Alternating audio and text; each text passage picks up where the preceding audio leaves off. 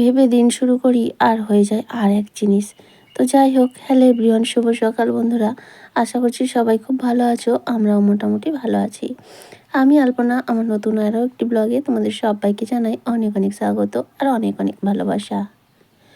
তো আজকের দিনটা হলো বৃহস্পতিবার। এখন ঘড়িতে সময় সকাল 5:30 মতো। ঘুম থেকে উঠেই ভাবলাম আজকের দিনটায় খুব সুন্দরভাবে ভিডিও বানাবো, সকাল থেকেই শুরু করে। তো যথারীতি শুরুও করে দিলাম।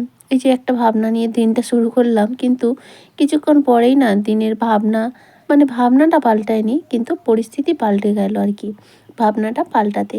তো যাই হোক, আজকে এখন থেকেই তোমাদেরকে সাথে নিয়ে আজকের ভিডিও শুরু করছি। কয়েকদিন হলো কি হয়েছে জানি না, ঠিক 5টা 10 বাজে ঠিক ঘুম ভেঙে যাচ্ছে। আর ওই সময়টায় এত বীভৎস গরম লাগছে, অটোমেটিক ঘুমটা ভেঙে যাচ্ছে।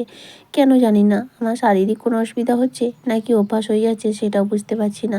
তো যাই হোক, প্রত্যেক দিনের মতো আজও ঠিক ওই টাইমে ঘুমটা ভেঙে গেছে।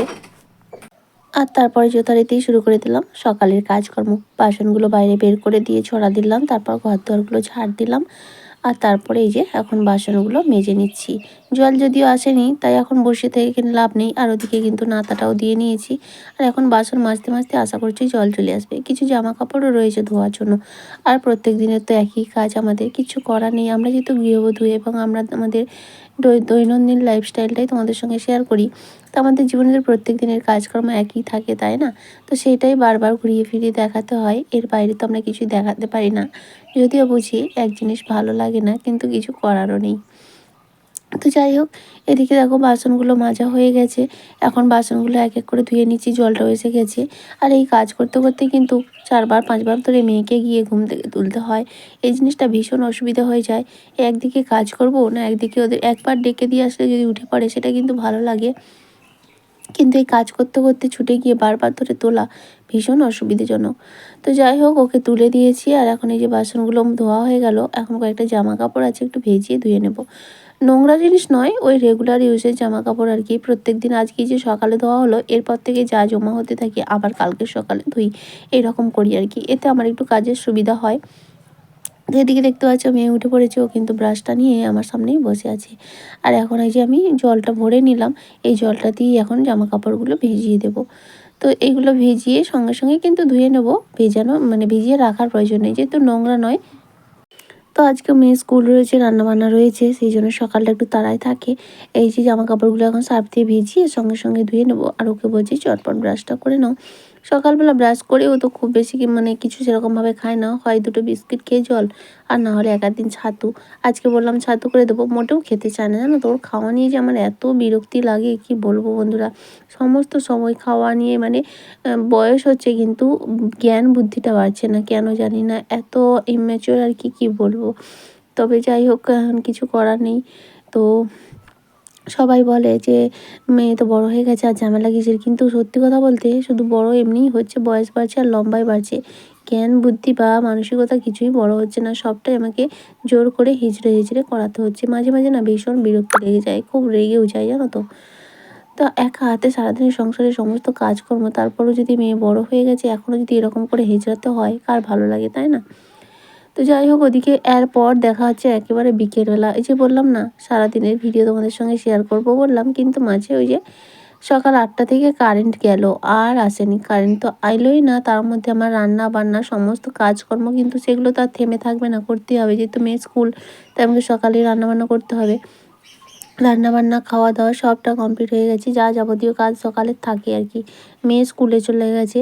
রান্না বলতে আজকে করেছিলাম মাশরুমের তরকারি, আর সজনাটা আলু পোস্ত করেছিলাম, আর মুসুর ডাল করেছিলাম। তো এখন বাজে বিকেল 4টে মতো, কারেন্ট আসছে ওই দুপুরে 1টার দিকে। তো তখন অলরেডি আমার সব কাজ শেষ হয়ে গেছে, তাই তোমাদের সঙ্গে কিছু শেয়ার করিনি। তো ভেবেছিলাম আজ আর কিছু করব না, যাই হোক কোনো ভিডিওই আর করব না। তারপর ভাবলাম না, বাকি যেটুকু করে একটা দিনও তোমাদের সঙ্গে মিস না দিলেই হয়। তো সেই জন্যই ভাবলাম না, এখন জামা কাপড়গুলো তুলে নিয়ে আসলাম, জানো তো, সেই সকালে কেচেছিলাম। তো সেগুলো বলি ভাঁজ করব, তাই ভাবলাম একটু ভিডিও করে নিই, যদি দেওয়া যায় আর কি। অন্তত 8-9 মিনিটের ভিডিও হলেও তোমাদের সঙ্গে শেয়ার করতে পারি। কী বলো তো, একদিন ভিডিও গ্যাপ দিলে না চ্যানেলের রিচ অনেক ডাউন হয়ে যায়। তবুও আমার তো প্রচুর গ্যাপ যায় মাঝে মধ্যেই, মাঝে মধ্যেই নয়, ভীষণ ভীষণ গ্যাপ যায়, কারণ সামলাতে পারি না তখনই। তো তাই ভাবলাম যতটুকু হয় দেখা যাক কতটা কি করতে পারি আর কি। আর বিকেলের দিকে তো সেরকম কোনো কাজকর্ম থাকে না, সমস্ত কাজই বলতে পারো সকালবেলা, তাই একবারে সকাল থেকে ভিডিও শুরু করলে কিন্তু ভালোই হয়। কিন্তু যখনই এই যেরকম ডামাডোল হয়ে যায়, মানে সকালে সমস্ত কাজকর্ম শেষ হয়ে যায়, বিকেলের দিকে সেরকম আর কোনো কাজ থাকে না, সেই জন্যই অসুবিধা হয়ে যায়। যাই হোক, এদিকে জামা কাপড়গুলো গুছিয়ে নিলাম, এখন জায়গা মতো রেখে দেবো। সেই ঘরে বিছানাটা একটু ঝাড়তে হবে, প্রত্যেকদিন ঝাড়া হয় না সেই ঘরে বিছানাটা। এই ঘরে বিছানা দিনে 2-3 বার হয়ে যায়, আসলে ব্যবহার না হলে যাওয়া হয় আর কি। যাই হোক, চলে আসলাম, এসে জামা কাপড়গুলো জায়গা মতো রেখেছি, আর এখন এই ঘরে বিছানাটাকে সুন্দর করে ঝেড়ে নিচ্ছি। নোংরা হয় না, ওই একটু আধটু ধুলো পড়ে আর কি। শুধুমাত্র সন্ধ্যাবেলা গান করার জন্য এখানে আসা হয়, আর গানের সময় মেয়ে গান করে আর আমিও একটু থাকি আর কি, এইটুকুই। এছাড়া তো এই ঘরটা সেরকমভাবে ব্যবহার করা হয় না, তো সেই জন্যই আর কি নোংরা টোংরা অতটা হয় না। আর এই ঘরটা না এই গরমের দিনে ভীষণ ভালো লাগে, বেশ ঠান্ডা। আর এই সাইডের দিকে পুকুর আছে, তো পুকুরের দিকে জানলা আছে, হাওয়া বেরোয়, বেশ ঠান্ডা লাগে, ভালো লাগে আর কি, গরমের দিনে খুব ভালো লাগে।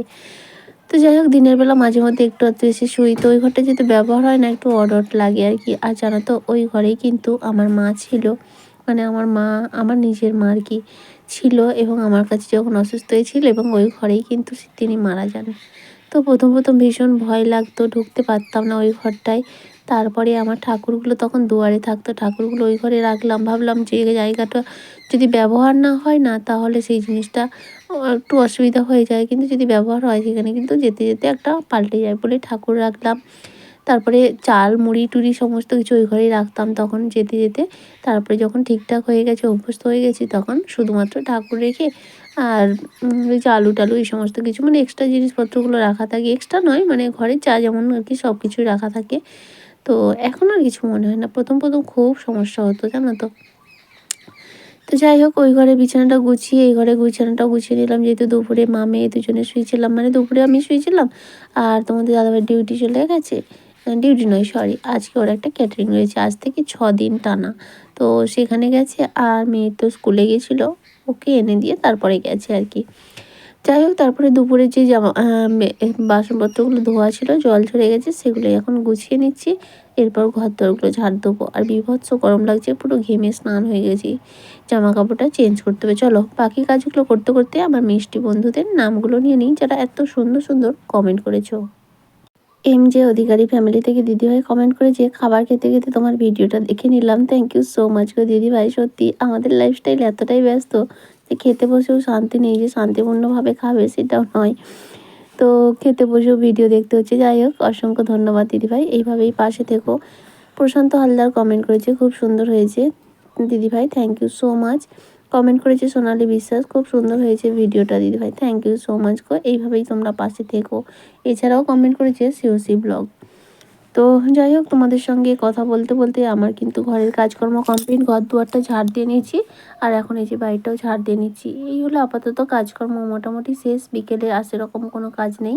এরপর সন্ধ্যা দেওয়া, সন্ধ্যাবেলা সন্ধ্যে দেওয়া, এরপর মেয়েকে গান নাচ পড়া এইগুলোই করানো, তারপর রাতে রান্না। তবে আজকে রাতে রান্না হবে না, কারণ মা মেয়ে দুজনে আছি, আর দুপুরে কিছুটা ভাতও রয়ে গেছে, তো সেই ভাতটাই জল দিয়ে রেখেছি, যেহেতু এখন গরম পড়ে গেছে, এই জল ঢালা ভাত খেতে কিন্তু বেশ ভালো লাগে, ঠান্ডা ভাত।